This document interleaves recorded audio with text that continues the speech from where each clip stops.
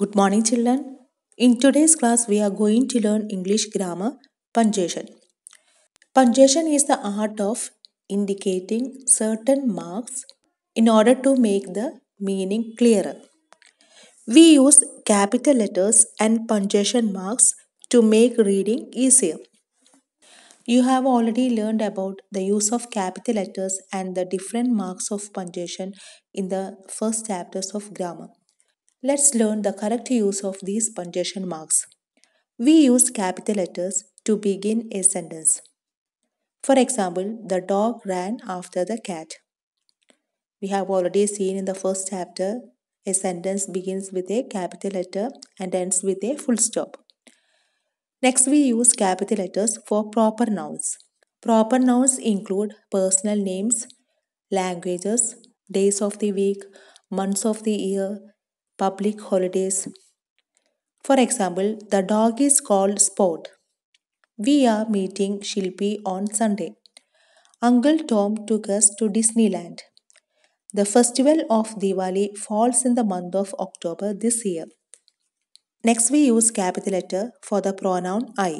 For example, Sneha and I went to the park. Next punctuation mark is full stop. We use a full stop at the end of a statement or a command. For example, I am going to school. So every statements or commands end with a full stop. We also use full stop after short forms of words. For example, I will meet you between 10 a.m. and 2 p.m. And remember, children, we do not use a full stop after Mr., Mrs., and Doctor or after short forms of countries and television stations such as the UK, the USA, CNN, and ESPN. Next punctuation mark is question mark. We use a question mark at the end of a question. For example, do you know Tom? We use an exclamation mark at the end of a sentence that expresses some strong feeling. For example, what a pretty girl. Full stops, question marks, and exclamation marks come at the end of a sentence, so they are also known as end punctuation marks. So, all of you follow these rules and use the punctuation marks correctly in the sentence. Let's move to first exercise. Rewrite the sentences with the correct end punctuation marks and capital letters. So here you have to check whether the sentence begins with a capital letter or ends with correct punctuation marks. Use capital letters in proper nouns also. We use full stops for statements, question mark for questions, and exclamation mark for exclamatory sentences.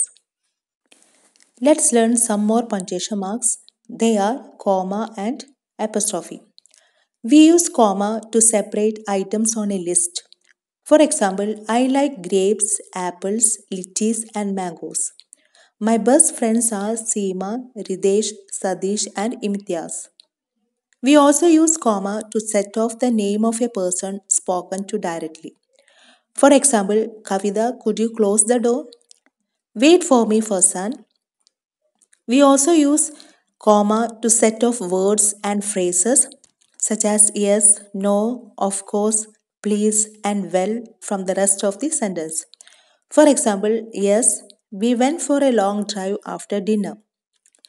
Well, I'm not sure if I can wait for you that long. So, children, remember that a comma stands for a short pause in a sentence, whereas full stop stands for the largest pause. Next, we learn apostrophe. We use an apostrophe to show that something belongs to someone. For example, mother's purse, Sonika's toy, Mrinal's book. We also use apostrophe to show that some letters are missing. Most of you remember this exercise, we have already learned this. We use apostrophe in the place of missing letters. For example, do not, don't. Here the missing letter is O.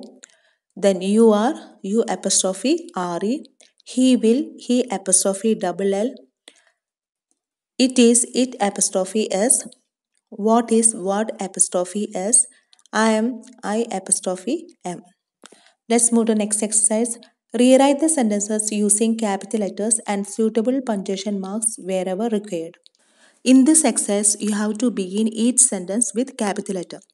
And look at the first sentence. I met Sujata, Jane, Maya, and Jyoti on the way to school. Here you have to use comma after each name because it means different persons. So same way, question number 3. I visited Agra, Delhi, Mathura, and Varanasi during the summer vacation. There also we have to put comma after each place because it means different places. And question number 6, we have pencils, erasers, sharpeners, and pens in our school bags. There also we put comma, that means we have to separate the items. And in question number 10, after doors there is a comma. There also we have to separate the things. Same way in question number 11, there is a comma after vegetables. And remember children, there is no comma before and. We also use comma after no and tomorrow to separate the words from the rest of the sentence. And in question number 5, Kavida's cat loves to chase mice. Here we use apostrophe after Kavida because it means that the cat belongs to Kavida. And in question number 8, you have done a good job, Maladi. So there we use apostrophe in the place of missing letter, that is HA, and after good job there is a comma.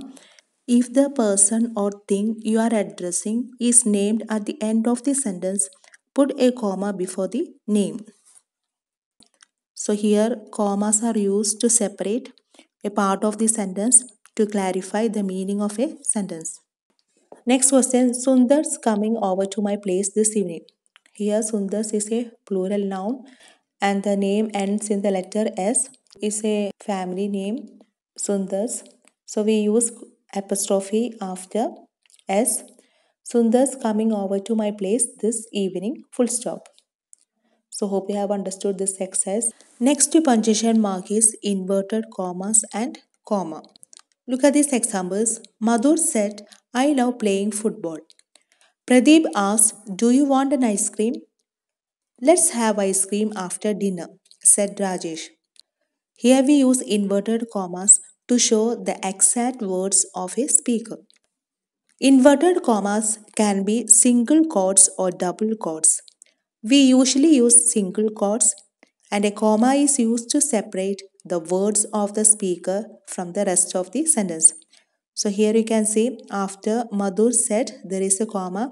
It is used to separate the words of the speaker from the rest of the sentence. So hope you have understood how do we use punctuation marks in the sentence. All of you learn this punctuation marks and it will make your writing easier to read and make the meaning clearer in the sentence. So do your exercises carefully and complete your work. That's all for today. Thank you.